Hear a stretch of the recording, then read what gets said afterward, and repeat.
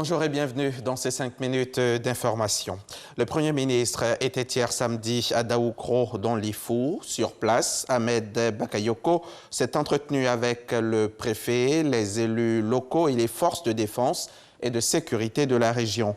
Il a également rendu visite au roi de Daoukro avant de mettre le cap sur Bédiékro, à une trentaine de kilomètres de Daoukro, où il a ouvert les vannes du tout nouveau château d'eau. Le compte-rendu d'Alexis Ouedraogo à suivre dans le 13h. Justement, nous allons retourner à Bédiékro pour assister à cette inauguration du château d'eau, un ouvrage grâce auquel environ 3000 personnes auront accès à l'eau potable dans 4 villages de la localité. Et le Premier ministre d'indiquer que le gouvernement ne s'arrêtera pas en si bon chemin. La réalisation de tels ouvrages va se poursuivre dans les différentes régions du pays pour le bien-être des populations. Retour sur cette cérémonie avec Herman Niamia. Bédiékro, Akakro, Aguékro et Matinkro, 4 villages du département de Daoukro. Dans ces villages de plus de 2800 âmes, la population se ravitaille en eau potable grâce à un système d'hydraulique villageoise amélioré. Avec la croissance de la population et aussi la vétusté des pompes villageoises du fait du poids de l'âge, les habitants de ces villages rencontrent d'énormes difficultés pour s'approvisionner en eau potable.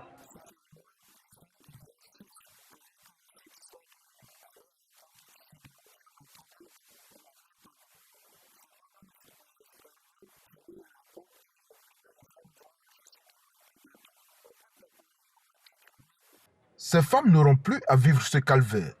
Le village de Bédiékro vient de bénéficier d'un château d'eau d'une capacité de 50 mètres cubes qui va profiter à l'ensemble des 4 villages. Ce projet entièrement financé par l'État a coûté 265 millions de francs CFA.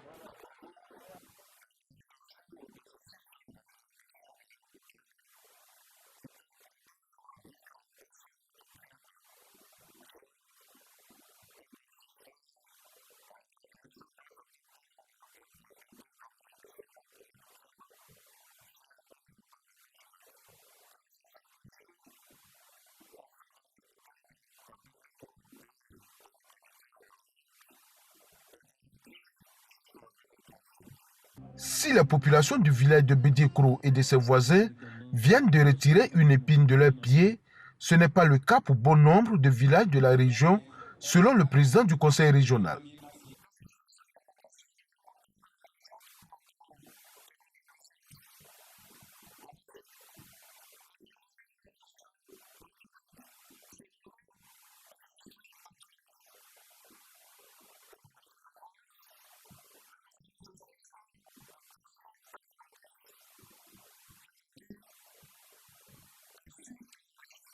La Côte d'Ivoire compte 560 sous-préfectures, dont 200 ne sont pas encore équipées d'un système d'hydraulique urbaine pour disposer d'eau potable en permanence. Selon le Premier ministre, le gouvernement est à pied d'œuvre pour résoudre ce problème.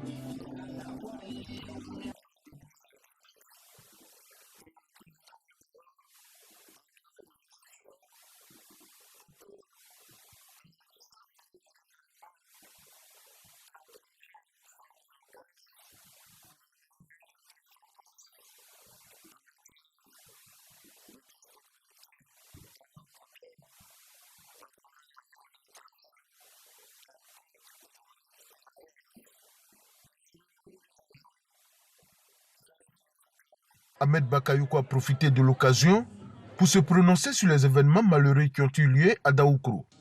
Il a invité les populations à cultiver davantage le vivre ensemble afin de garantir la paix en Côte d'Ivoire.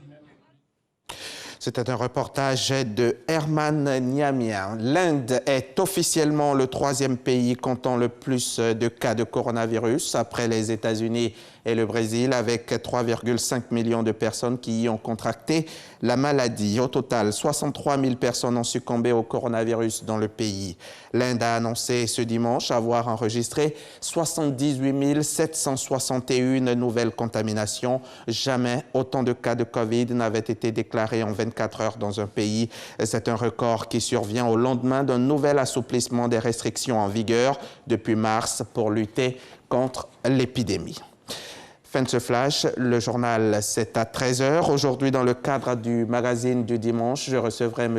Boaké Fofana, le directeur général de la SICOGI, la Société ivoirienne de construction et de gestion immobilière. Nous parlerons du redressement de l'entreprise, des projets en cours, de ceux à venir et des différents litiges qui opposent l'entreprise à de nombreux locataires. Rendez-vous est donc pris pour 13 h, c'est tout à l'heure et c'est seulement sur RTI.